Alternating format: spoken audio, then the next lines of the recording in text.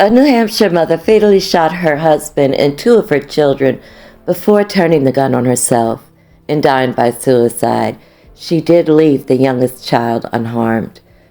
Everything is alleged, fair use, and trigger warning. If you are easily triggered, please click off now. Investigators in New Hampshire have now identified the man, woman, and two children who appear to have died in a murder-suicide.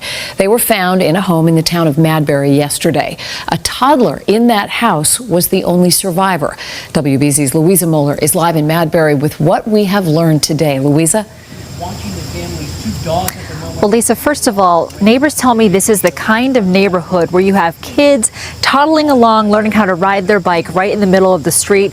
Just last week, this family had a lemonade stand here. This is a gut punch. Now, investigators say they have talked to people, quote, up and down the seacoast to look into what happened here. It appears to be a murder-suicide.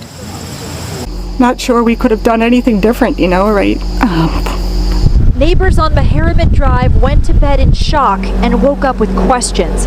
As crime scene tape wrapped around a nearby home and detectives walked out with evidence boxes, a place where just last week, kids ran a lemonade stand. It's just that kind of, I don't know, idyllic summer day, and then this, right? How does it go from that to this? Police came to this Madbury, New Hampshire home for a 911 call Monday night and found a gut-wrenching scene.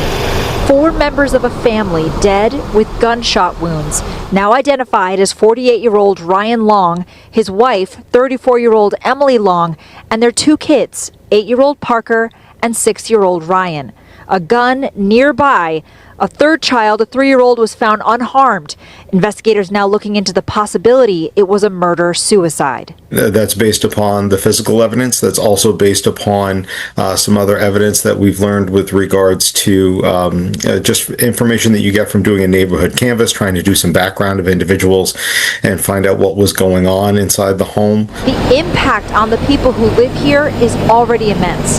Ryan Long was a psychologist for the nearby Oyster River School District. Debbie Kettle text messages from friends and dolls to the family's 6-year-old.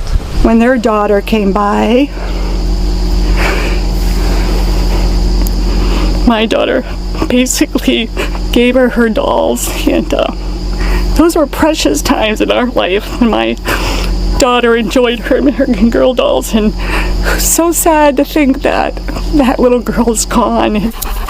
The family's 2 dogs now in the care of a neighborhood dog walker. I just told a friend of mine it's the worst thing that I've ever dealt with in my life.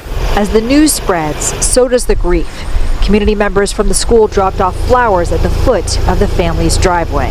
Just to show how devastating this is for so many people.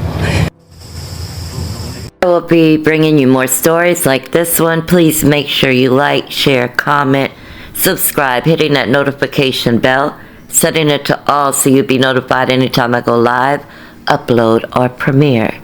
Please be kind to one another. Unapologetically Mika, out.